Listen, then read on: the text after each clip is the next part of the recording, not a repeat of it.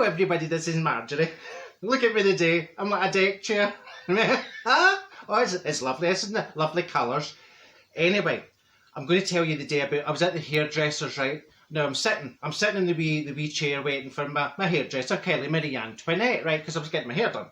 And wee Josh, the trainee, right, he's wondering about. Now, he's getting on quite well. You know, he's got his own clients and everything now. He's moved on for just washing the hair and sweeping the floor and, you know, wiping the sinks. So I says to him, Josh, come here with me a minute, son. And he says, what is it, Marjorie? And I says, is it just me, or is Kylie Marie Antoinette, is she looking a bit peely-wally? And he says, don't tell her that I said to you, Marjorie, but Kylie Marie Antoinette, she's got a bun in the oven. And I says, oh, that'll be lovely, son. I says, that'll be something to go with my tea. Do you know what kind of bun it is? I quite like a hot cross bun. Or a cinnamon bun. Oh, I love a cinnamon bun with the icing. And he says, no, not that kind of bun, Marjorie. She's pregnant. You know, little Pansy Potter's going to have a little brother or a little sister.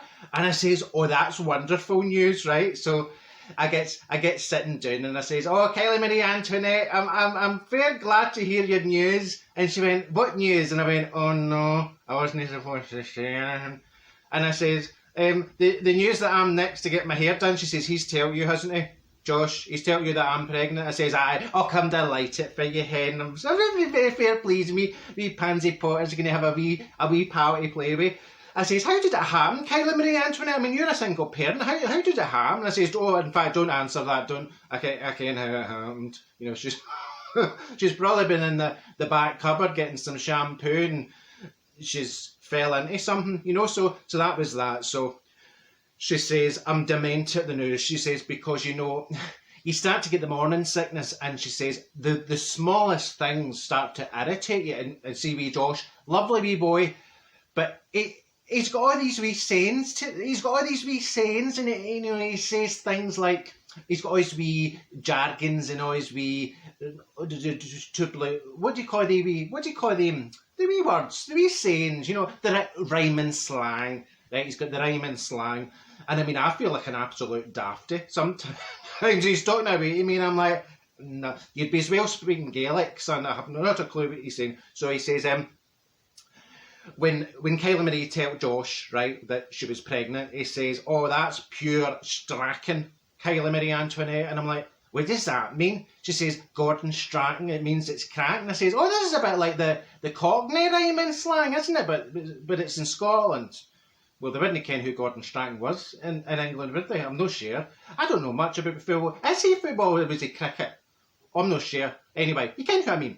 And then, well, she was telling Kylie Marie Antoinette, she was telling Mrs. Green that she was pregnant this morning. She's as deaf as a doorbell, right? So she says, I was telling Mrs. Green, and wee Josh is shouting across the flare, you'll need to speak up, Kylie Marie Antoinette, because she's corned beef. And I'm like, corned beef? She says, aye, deaf. I says, oh, see, I mean, no one of your dementia, hen.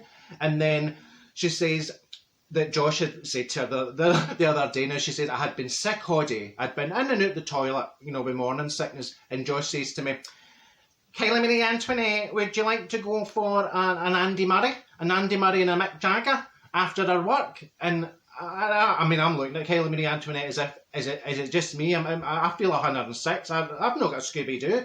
It'd be as well speaking Italian. And she says, he meant, right, an Andy Murray is a curry. Do you want to go for a curry and a Mick Jagger? I says, what's a Mick Jagger? She says, a lager. I says, can he not just say, do you want to go for a curry and a lager? She says, no, he thinks he's being clever. I says, oh, that clever. That clever folk didn't ken what he's saying anyway, so that was that. And then she says, well, he says, if you don't want to go for an Andy Murray and a Mick Jagger, just go home and, you know, stick on the Lorraine Kelly and put your feet up. I says, what's the Lorraine Kelly? He says, the telly. Right? I says, oh, aye, very good. I mean, it's like speaking to some sort of encyclopedia, you know what I mean? It's a big long word. Supercalifragilistic. Right, so that was that. But Kylie Marie, she's quite worried because she had some problems. She had some problems with last pregnancy. See when she had wee Pansy Potter? Well, she had a few. Oh, she had an offy job. See with the contradictions. She was in a lot of pain.